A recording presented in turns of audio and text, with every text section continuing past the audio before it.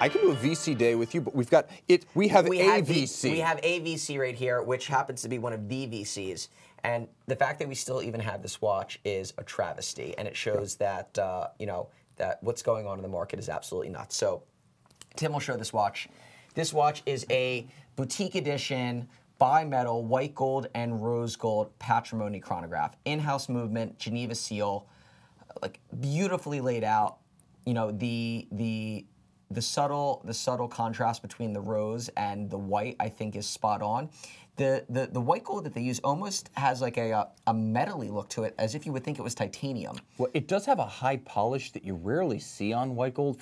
I'm not saying you never see white gold polished, but this is extra white. This is brilliant. I'm not sure what the balance of other ingredients is in that white alloy, but it must have an incredibly high percentage of platinum or palladium. Now, I wish I had a polishing cloth because it really doesn't do justice to this particular watch that it's covered with my fingerprints. So, this is an example of a watch that I think, right now, it's available simply because of, what's going on in the space regarding, I think the popularity of Patek Philippe in general, because this is the kind of watch that, watch guys should be drooling over. And, I think that there's a real, call it a real opportunity to acquire pieces like this, because I think that you're definitely going to see brands like Vacheron, particularly like watches like this, where they're good buys now, that as the brand figures out, how to right its ship, a very quick rise in terms of the brand awareness and then the overall value of the pieces. Let's just be super clear about what's in the back of this watch, guys. Now, Vacheron Constantin calls this the caliber 1141. What it really is the same Lemagne 2310 Bausch that was used by Patek Philippe for years as the CH 2770 in the 5070 reference. This is a movement that in previous iterations has been in Patek Philippe and has been on the surface of the moon. The difference here is that Vacheron finishes it to the level of virtuosity. It is not identical in its structure or its finish to the Patek Philippe, though it is equal in quality and stature. So you're getting a real high horology chronograph movement. We talked about établissage.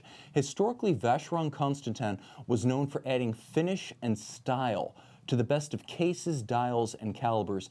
It was the one of the three, of the big three, that was most likely to bring in a customer caliber and do incredible aesthetic gymnastics to turn it into a work of bespoke art. So what you're looking at in this watch is effectively a one-for-one comparison to the Patek Philippe 5070, but for whatever reason, right now, Vacheron's not as cool as Patek. You know what I think of that? I think that's a buying opportunity, and I think this watch right here is the collector community's failed IQ test, because this reference, 47192, is every inch the equal in style and substance of a 5070.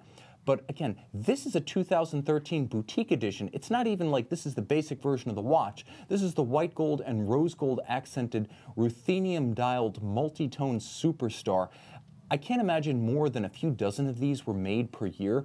And in terms I think it was a boutique limited edition too. And honestly, I'm looking right now. I don't even see it on our website. No, it rarely comes up. I don't even know what's going on here. I've seen one of these for sale outside of our own website. The bottom line is that it's not just the case, it's the depth of this dial. As you can see, the satin finish, the tone-on-tone, and the applied rose gold accents create something truly special.